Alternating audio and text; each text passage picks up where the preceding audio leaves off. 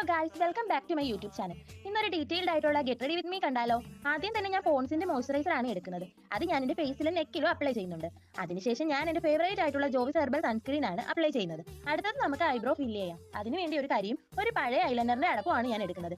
Just ഒന്ന് വരച്ചു കൊടുക്കുന്നു. പിന്നെ ഒരു മസ്കാരയുടെ ബ്രഷ് വെച്ചിട്ട് ഒന്ന് സെറ്റ് ആക്കി കൊടുക്കുന്നു.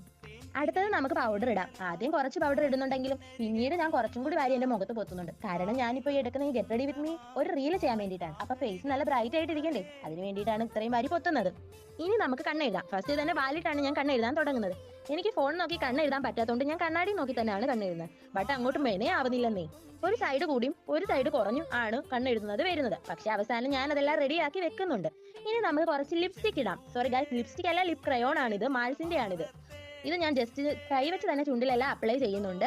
ഇനി അടുത്തതായിട്ട് നമ്മൾ ചെയ്യാൻ പോകുന്നത് പൊട്ട് വെക്കുന്ന എന്നുള്ളൊരു ചടങ്ങാണ്.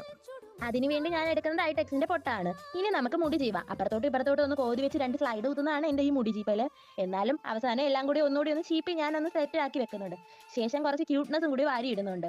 ഇനി നമുക്ക് ലാസ്റ്റ് ആയിട്ട് കുറച്ച് സിന്ദൂരം ഇടാൻ വേണ്ടിയിട്ടാണ്. ഇത് എന്റെ വീഡിയോയ്ക്ക് ഒരു നാടൻ ടച്ച് കിട്ടാൻ വേണ്ടിയിട്ടാണ് കേട്ടോ. അപ്പൊ ഗായ്സ്, ഇത്രേ ഉള്ളൂ ഇന്നത്തെ ഈ get ready with me video. അപ്പൊ നിങ്ങൾക്ക് ഇഷ്ടമായെങ്കിൽ എല്ലാവരും ലൈക്ക് ചെയ്യുക,